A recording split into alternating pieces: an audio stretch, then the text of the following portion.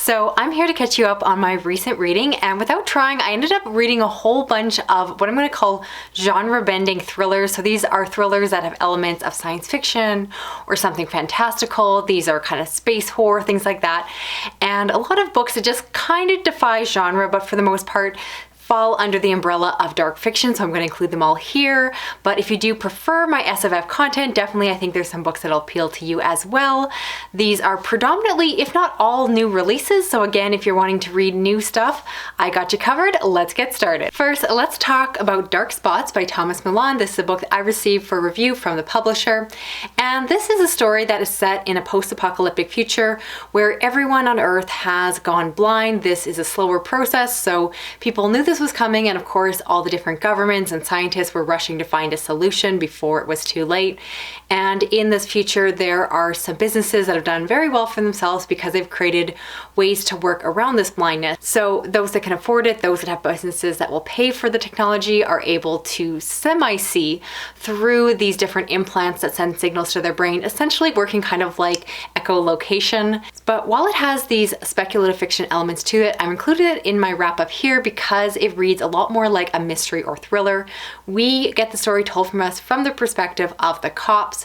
So we follow these police officers in this future that again have the technology to somewhat see, and they're trying to track down the culprit. There is being a murder of a predominant scientist, and of course there's perhaps more going on, more underneath the surface, and they have to get to the bottom of it. I thought that the world building was really interesting, but the more that I thought about it, the more that I felt that it was perhaps a little bit sparse or just not completely thought out. And so I thought it was really cool, the world that they imagine. But when I actually considered it from a science perspective, I felt like there's just flaws or plot holes that I couldn't completely look past. But I still enjoyed my time with the story. I thought that there was some good commentary about the possibility of police abuse in a situation like this. I love the conversations surrounding disability and just how we take our sight for granted for those of us that are seeing. And there's a lot I liked about this book. I'm not entirely sure if I was sold on the ending and everything that went down by the end, but overall I enjoyed this one. It was interesting, it was different, and that's really what I'm looking for when it comes to science fiction or thrillers. And so I predominantly recommend this to those of you again that like thrillers, because I don't think the science really holds up, but it was a really engaging story with a good mystery at its heart. Next up we have Quantum Night by Robert J. Sawyer. This is the only backlist book in this list, and this is a science fiction thriller that I decided again to include in this list rather than my SFF content. In the story, we follow a scientist who has just discovered the technology that allows them to identify psychopaths and sociopaths before they possibly commit crimes. So very much reminiscent of Minority Report. However, you find out that this person themselves possibly has a shady history that they have forgotten or just simply don't remember. So this is one I want to recommend more to fans of thrillers, because in terms of being a page turner, it was really exciting. I flew through it. It was very interesting. I, of course, love a serial killer angle. In terms of the science, I didn't find it to be very great. I found there to be, again, kind of plot holes, things that didn't really work well for me. So I think if you read this book with your science fiction hat on, you're going to be a lot more critical of it. If you pick it up just expecting it to be a fun speculative thriller, it was really enjoyable to get through. As I mentioned before with this author, he is Canadian, and once again, he throws a lot of Canadian references into his work. And while I enjoyed that, there was a lot of places that I'm personally familiar with, which was really exciting to read about. I do think that some of the places that he goes in terms of those discussions gets a little bit nuanced or niche. So someone who perhaps lives somewhere else besides Canada may not really care so much about the nuances of our political system. So I wish he'd made this book a little bit more universal in what he talked about, because I feel like he was on a lot of tangents that other readers might not care about. But overall, I found it to be enjoyable. While it has thriller elements, it's definitely pretty light and safe, so you don't need to worry about really dark or graphic content. Overall, a good page turner, but yeah, the science was a little questionable. Next up, we have The Scourge Between Stars by Ness Brown, and this is a very short novella, which essentially is a piece of space horror. This is one I received from the publisher, and I was both very excited to read this one and also very nervous, because in the past I've read some recent space horror, I'm looking at you, Dead Silence, that really let me down. And so in this one, we follow a crew who is trying to return back home. Things have gone horribly wrong. They are hungry. They are in bad state. And there's possibly now some sort of intruder on their ship, and they have to track down who or what is in their ship and what is going on. And this book has the narrative setup of a space horror, and I basically spent the entire book waiting for the carpet to be ripped out from underneath me and this book to turn into something else. But I'm pleasantly surprised to say that, without giving away any spoilers, this book is actually space horror, and space horror things happen within this book. And I enjoyed it. It was fun, it was exciting, it was easy to fly through. Again, it's very short. And if anything, I just don't have lots to say in terms of criticism or feedback when it comes to something that's very action-based. I think it's a kind of book that would translate well to a movie, but again, it would need to be larger in scale.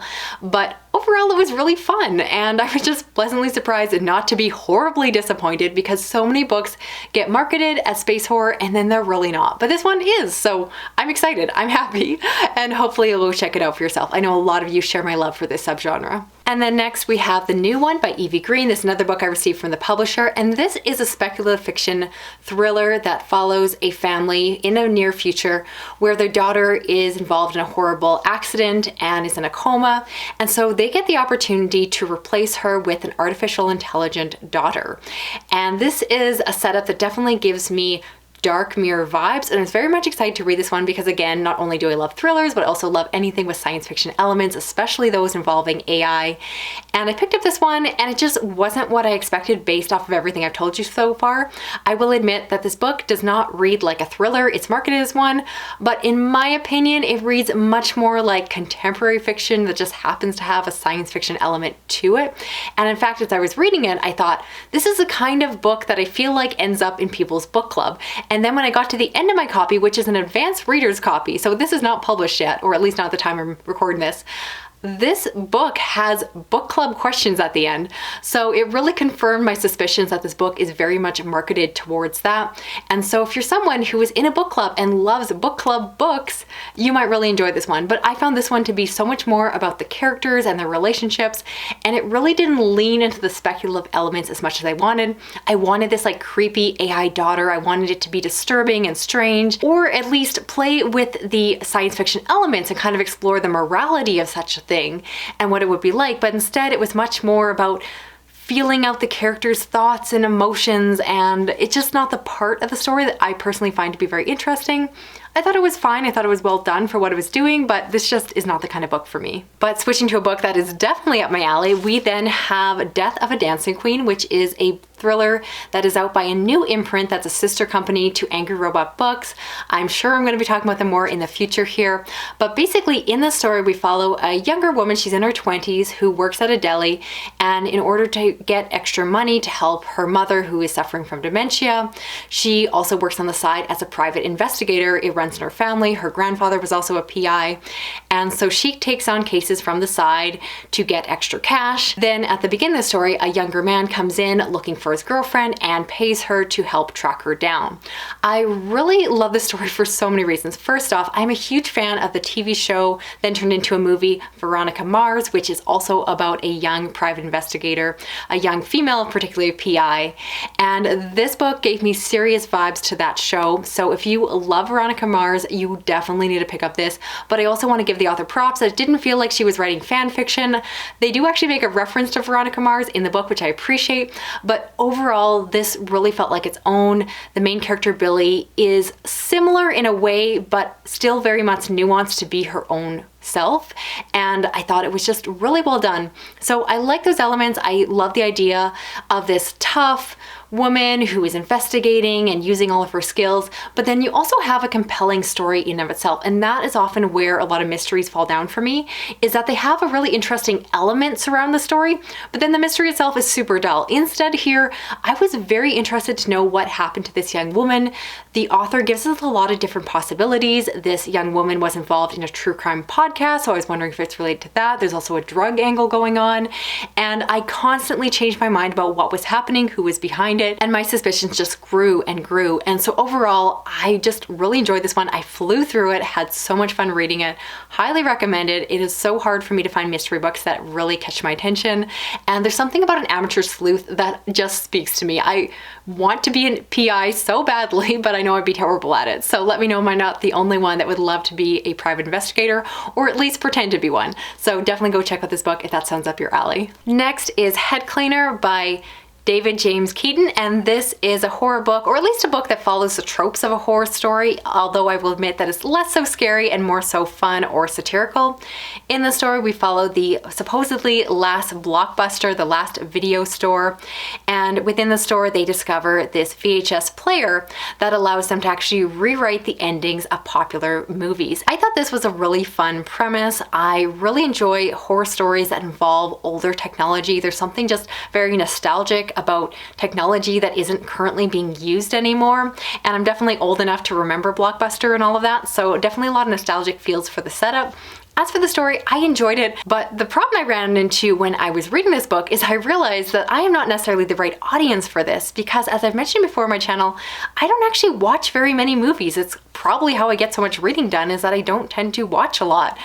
And because of that, I didn't fully get all the references they were talking about. So while I still enjoyed this one, I would personally recommend it to those of you that watch a lot more movies than I do, because I think you'll get a lot more of the jokes and particular movie references that kind of went over my head. So still an enjoyable one, but I know the people who watch a lot more movies are going to have a lot more fun with this one, because I know I missed parts of it. I know I missed some of the details. It just went right over my head. And finally, I want to talk about Lunar Park by Bret, Easton, Ellis. And this is a somewhat follow-up book to American Psycho, which was one of my favorite books from last year, and I really loved it. Several of you recommended that I go into this one, and I'm so glad you pushed me to do so. This is a story that is written as if it's a true memoir. The author is a character within the story, so we follow Bret as he starts to write and get published. And so he actually talks about the writing experience with all of his books and how they got published, how he became so famous and renowned. He talks about his drug life, he talks about his relationships, and of course this book is technically fiction, and so I spent a lot of this book trying to figure out what was true and what was false, and I just was really curious to know what was embellished, and of course how much of it actually drew from reality.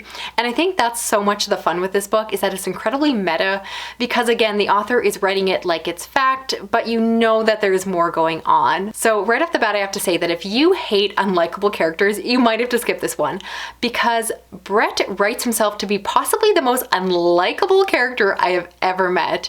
If he is anything like the version he describes in the book, I would never want to meet him in person, but I love his writing. I think he's brilliant, but man is he unlikable on the page, and he just goes on and on about all the terrible things he does. He is a horrible human being for most of this book, and it's really hard to read, but in a good way. I definitely like a book that pushes me to have feelings towards the characters, and I had feelings about him, let's say. But to get into the actual synopsis, essentially the story is set in this alternative reality where there are crimes that are starting to be committed that mirror the events of American Psycho. There is someone who is going around and recreating each of the deaths. And so of course the police start to get in touch with him and are trying to figure out if there's an angle. There's also a possibility that he is seeing someone or seeing a vision. Is it a ghost? Is someone real? And it's just the idea that his fiction is starting to come to life. And it's just, again, a really twisted meta tale, and I got completely pulled into it. I was sucked in. It is almost slow and meandering, but I thought it worked really well. It's definitely one you want to be patient with and just enjoy the slow burning ride, because it was very enjoyable. I kind of knew where the ending was going, but I was very happy when it got there. But ideally, I do think you want to read American Psycho first, just because so much of this book builds off of that story, and I cannot recommend enough. If you've read more by this author, I would love to hear your recommendations of where it should go from here. I know he has a new release coming out, or has come out already, but I'm still trying to get a copy from my library. Story of my life. So that's it for this video here. I'd love to know, of the books I talked about, which ones are you planning on checking out for yourself? As well, please recommend me a genre-bending thriller that you love and you think that I'll love too. If you're new to my channel, please consider subscribing. I do read a lot of thrillers, horror, science fiction, and fantasy. If you want to help me out with this video, I appreciate that. You can give it a thumbs up, you can drop a comment, even if it's just a little emoji, that all helps me out. And if you want to hit that little notification bell, you'll never miss another video from me. Thanks so much for watching. I'll talk to you again soon. Okay, bye-bye.